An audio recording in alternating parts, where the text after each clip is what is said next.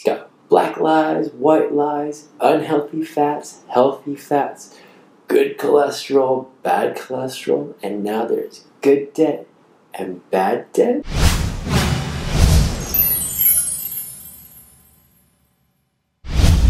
Hey people, it's Brian back again with another video, and today's question comes from Jackie, who asked me whether she should buy a place or rent one. And as we were talking it through and trying to figure out her situation, ultimately her answer, a bigger picture topic came up, and that was determining whether it was good debt or bad debt. Now, for some of you, I'm sure debt is debt. It's all bad. And fair enough, you shouldn't get yourself in debt, and if you can, pay everything off. But is that realistic? And I think for the majority of people, it isn't, especially when it comes to high-cost purchases, such as a car or a home. Now, when it comes to determining whether debt is good or bad, I think a lot of that really comes down to your situation, your financial circumstance, as well as your career. That said, there are generalizations, and I want to run through those now, and this will really give you an idea to answer those questions that you might have.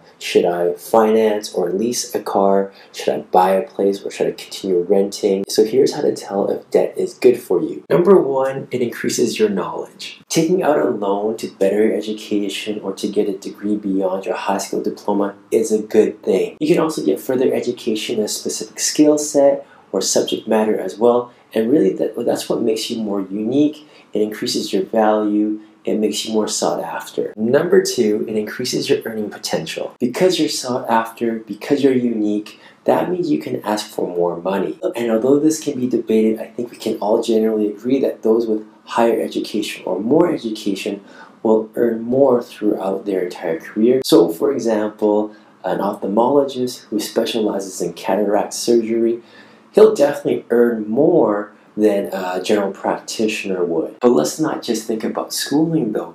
There are other scenarios. Maybe you want to just take a course on negotiations. Maybe you want to take a course on how to start a business.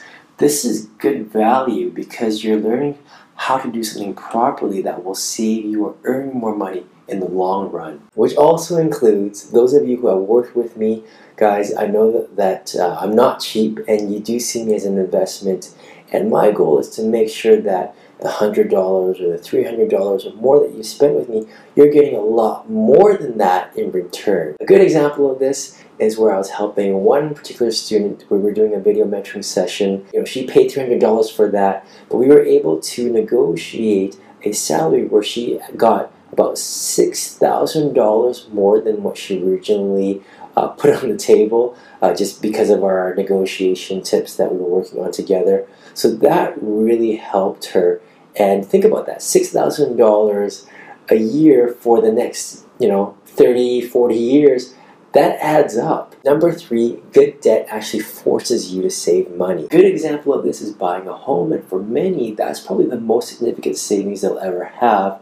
And for others, it's going to be the only savings they have. So essentially, when you're buying a home, you're taking out a huge loan, which is called a mortgage, and you're paying that loan back over 25 to 35 years. And that's really, in a way, how I see where you're paying yourself back. Because for those of you that don't have excess income where you can just put away in a bank account, at least you're paying some money to yourself in the form of your loan payment back into your house, so that at the end of the 35 years or so, you actually own something that's worth hundreds of thousands of dollars, and it's yours. Number five, it lasts a long time and appreciates in value. So whatever you're purchasing with this money that you're borrowing, it has to last a long time. It has to last several years, maybe several decades, and it also has to appreciate in value during that time. Again, a good example of this is owning a home or owning property, but it can also apply to investments such as stocks,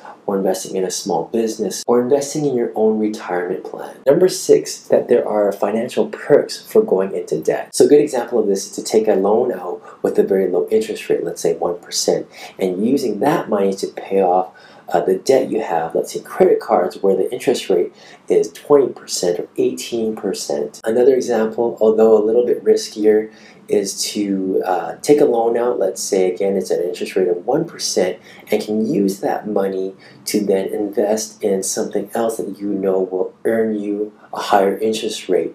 So let's say you take your $10,000, you borrow $10,000 from the bank at an interest rate of 1%, and now you're investing that in, let's say, a low to medium risk investment account or stocks or mutual funds that will return an interest rate of 6%. Now briefly, let's talk about examples of bad debt. Now there's a point where debt will just be debt, no matter how good it might seem. And as I mentioned earlier, the idea of whether debt is good or bad really depends on your circumstance or your situation. So while clothes can depreciate in a snap, can still be justified to purchasing nice clothes for the purposes of getting interviews, finding nice outfits for the office so that people will perceive you as high value, of high social status, and someone they will want to pay attention to and respect. But of course, there's no point of doing that if it's going to get you into a lot of debt and racking up that credit card. The same goes for your education. I mean, if you want to get your PhD or your master's, the next question you should be wondering is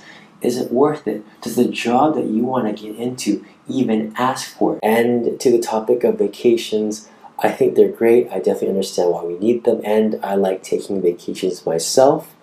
However, from a financial standpoint, they are a horrible investment. You go on a vacation for 2 weeks, you come back, and after 2 days, you're probably super stressed out already and hoping and planning for your very next vacation. And beyond the experience and the memories, what do you really have after the vacation? A few photos, maybe some stories that you can brag to your friends about, but essentially you don't really have anything tangible. That said, guys, I do appreciate a good vacation. It's a great place to recharge, to see the world, to get inspired. I definitely see the value of that. I'm just trying to throw some perspective here. At the end of the day, circumstances and context definitely play a role here, but hopefully I've given you a general idea of what good debt is and what bad debt is. So if you have a question that you'd like me to answer in a future video, go to my website, 101mentoring.com. You can also check out my paid services, which includes a video mentoring session as well as email mentoring. If you liked today's video, please hit that like button, and if you really liked it, please hit that subscribe button. It means a lot to me. Guys, thank you so much for watching, and I'll see you next time.